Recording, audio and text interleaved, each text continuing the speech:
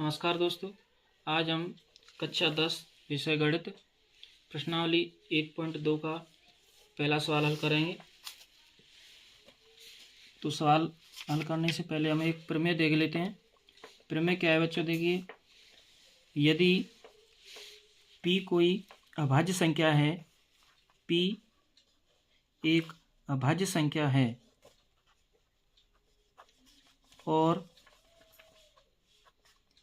a एक धनात्मक पूर्णांक है, तब इस a स्क्वायर को यदि ये p विभाजित करता है तो ये p a को भी विभाजित करेगा। ये आपको ध्यान रखना है कि यदि ये अभाज्य संख्या इस पूर्णांक के वर्ग को विभाजित करेगी तो ये अभाज्य संख्या इस पूर्णांक को भी विभाजित करेगी। तो देखते हैं बच्चों, इस प्रमेय का उपयोग सवाल में किस तरीके से होगा। तो हमारा पहला सवाल है कि सिद्ध कीजिए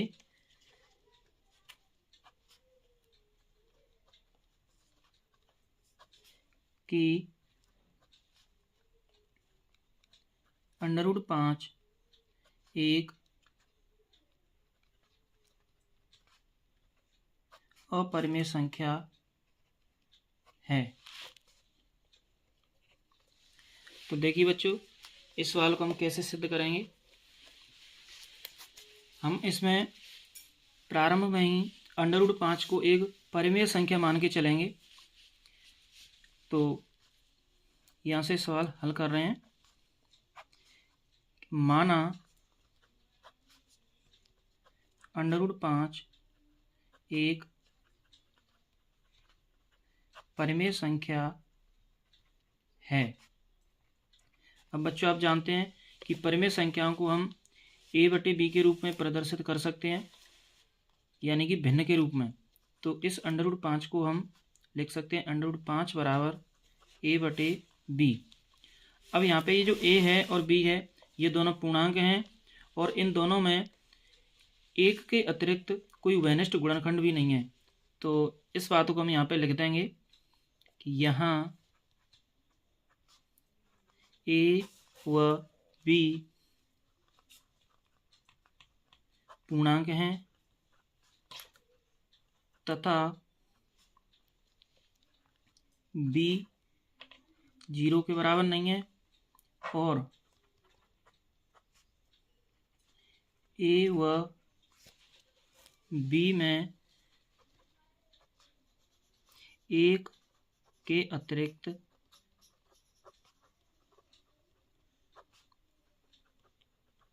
कोई वैनिष्ट गुणनखंड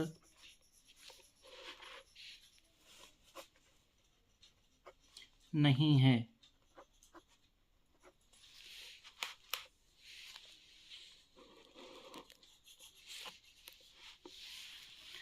अब देखिए बच्चों, क्या करेंगे कि ये जो हमारा √5 बराबर a/b है, इस b का विजुड़ा हो जाएगा इधर। तो यहाँ पे लिख देंगे हम √5 बराबर √5b बराबर a। अब इस समीकरण के दोनों पक्षों का वर्ग करेंगे। तो √5b ये इधर का वर्ग हो गया और यहाँ से ये a स्क्वायर। आप यहाँ पे लिख सकते हैं दोनों पक्षों का वर्ग करने पर। तो अब देखिए, इसका वर्ग करेंगे तो √5 का वर्ग 5 हो जाएगा और b का वर्ग b हो जाएगा और यहाँ से ये हो जाएगा a स्क्वायर।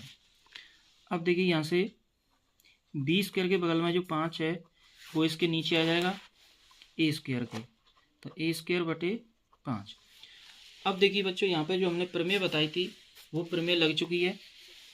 यहाँ पे 5 एक अभाज्य संख्या है और a एक पूर्णांक है जिसको हम शुरू में ही मान चुके हैं। तो ये अभाज्य संख्या यदि इस पूर्णांक के वर्ग को विभाजित करेगी तो हमने बताया था कि ये अभाज्य संख्या इस पूर्णांक को भी विभाजित करेगी। तो यहाँ पे हम लिख देंगे कि यहाँ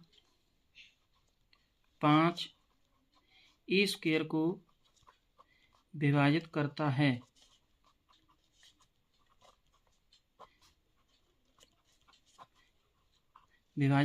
है, तो 5 ए को भी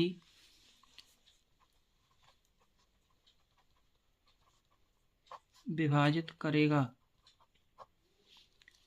इसलिए 5 ए का एक उभयनिष्ठ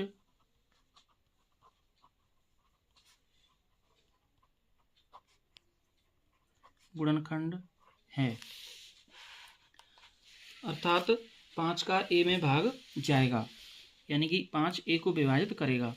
तो अब यहाँ पे मैं ए को मान लेता हूँ, जो ए पूर्णांक हमने माना था कि माना ए जो पूर्णांक है वो ए 5 के बराबर है। अब देखिए ऊपर ये जो 5 बी स्क्वायर बराबर ए स्क्वायर है, इसमें हम ए का मान रख देंगे। तो ऊपर दे रखा है कि चूंकि 5 बी स्क्वायर बराबर ए स्क्वायर, तो यहाँ पे 5 बी स्क्वायर बराबर, और इस ए की जगह पर रख देंगे 5 के।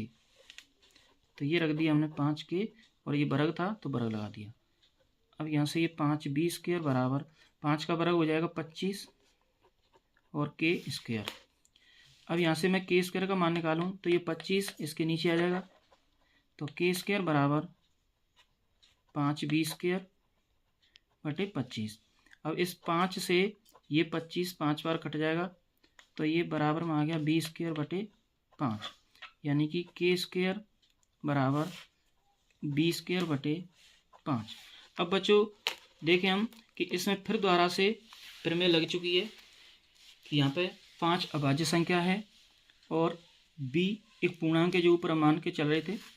तो यदि ये अभाज्य संख्या बी स्क्वायर को विभाजित करेगी तो ये 5 यानी कि b को भी विभाज्य करेगी। तो यहाँ पे लिखना पड़ेगा कि यहाँ 5 बी स्क्वायर को विभाजित करता है, तो 5 बी को भी विभाजित करेगा।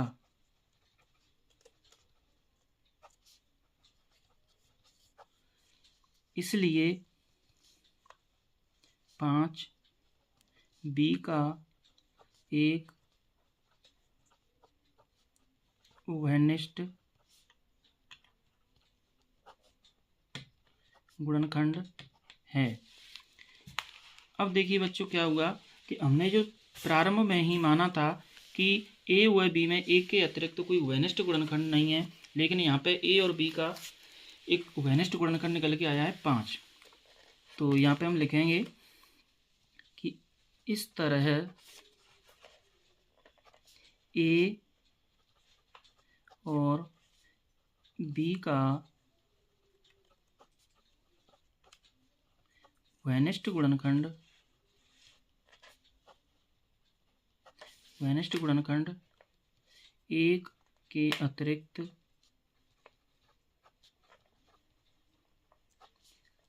5 वी है। इसलिए जो हमने माना था कि √5 एक परिमेय संख्या है, वह गलत था।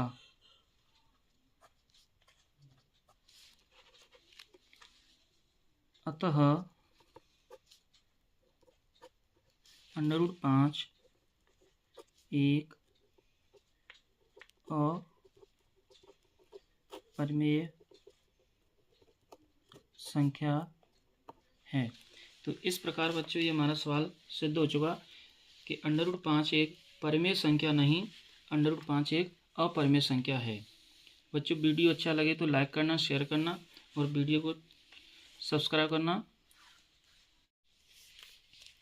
नमस्कार बच्चों, देखते हैं अगला सवाल। प्रश्न संख्या 2।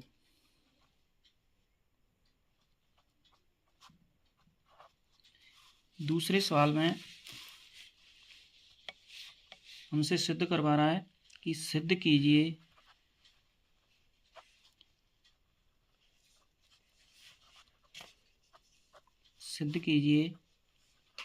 कि 3 + 2√5 एक अपरिमेय संख्या है। ये हमें सिद्ध करना है। तो देखिए बच्चों, पिछले सवाल में हमने माना था, उसी तरह हम इसमें भी उल्टा मान के चलेंगे कि माना 3 + 2√5 एक परिमेय संख्या है।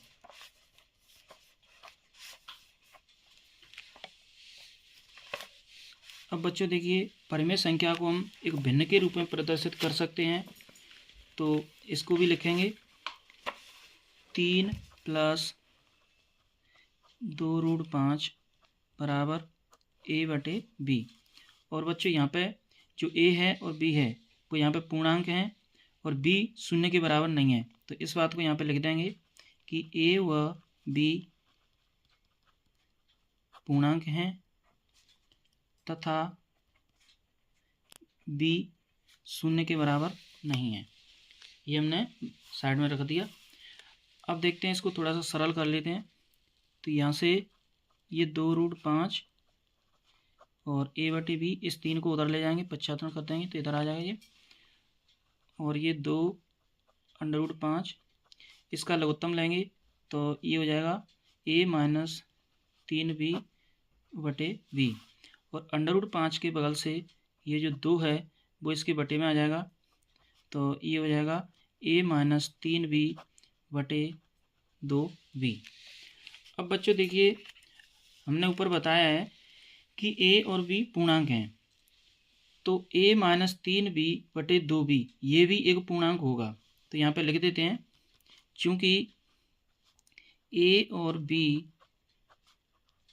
पूर्णांक हैं तो a - 3b/2b भी एक पूर्णांक है। यदि a और b पूर्णांक हैं तो a - 3b/2b ये भी एक पूर्णांक है तथा a - 3b/2b एक परिमेय संख्या होगी।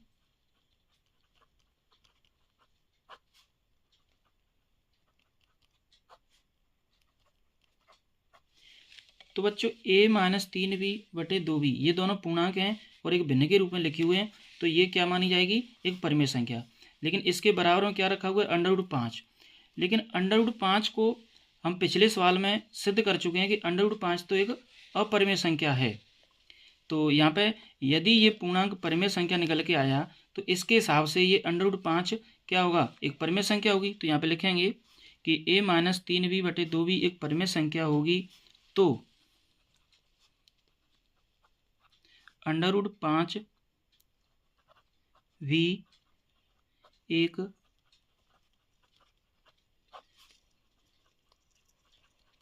परिमेय संख्या होगी।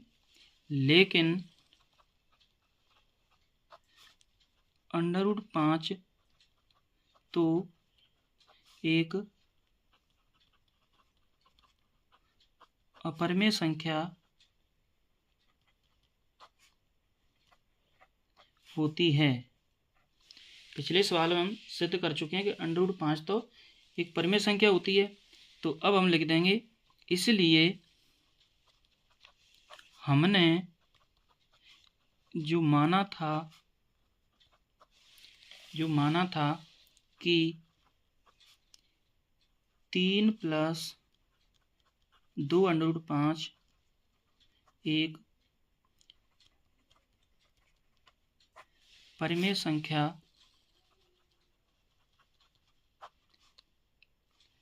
संख्या है, वह गलत था। अतः 3 + 2√5 एक अपरिमेय संख्या है। तो बच्चों, ये हमारा सवाल इस तरह से सिद्ध हो चुका है कि 3 + 2√5 एक अपरिमेय संख्या है। तो बच्चों, वीडियो पसंद आए तो लाइक करना, शेयर करना और चैनल को सब्सक्राइब करना।